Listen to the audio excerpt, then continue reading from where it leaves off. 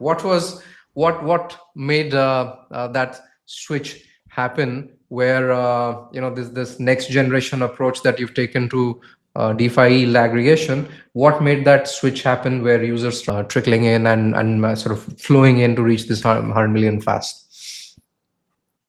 Yeah. So we obviously had a huge amount of like a large group of users already. We've got what is now the Pro app, which has about 2.5 billion managed through it at the moment. But that is just it's a DeFi front end, kind of advanced UX products for sophisticated DeFi users, and so on, really. So we already had a lot of kind of brand equity within the market, a lot of trust. We're known by a lot of people for what we did.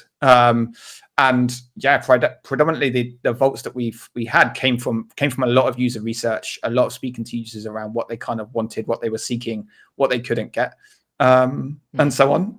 So when we designed these vaults and built these vaults, we knew kind of what we were building was very much a kind of in-demand product. Like we took a look at like kind of how a lot of lending platforms are, the kind of direction things are going with kind of multiple risk curators and so on, and the complexity of so many markets, particularly for like stables and so on. And if you're a user constantly having to kind of yield seek and switch between these vaults, which can be very time consuming.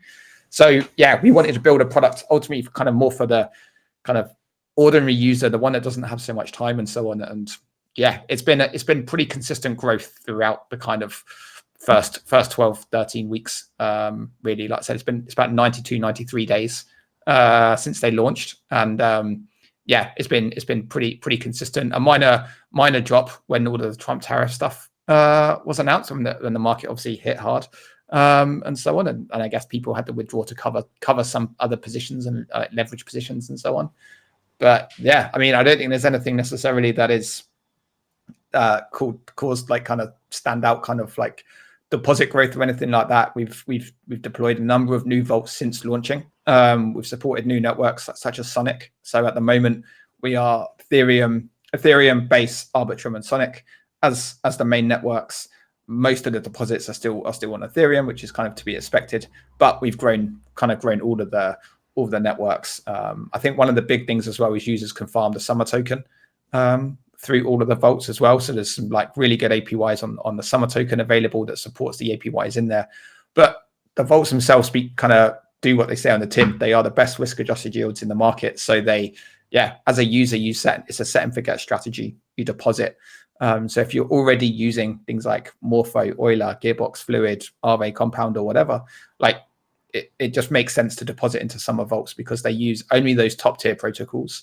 The risk is managed by an absolute top tier risk manager in Block Analytica, like one of the oldest risk managers, kind of alongside Gauntlet in this space.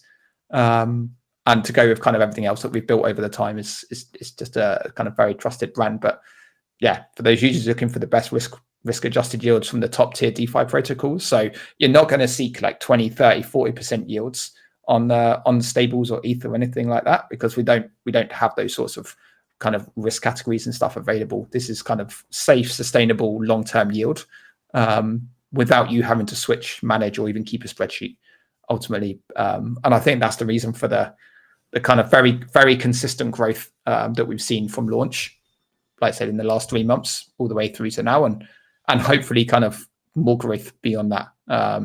We've just started rolling out some higher risk vaults as they're labeled. So we have a concept of lower risk and higher risk.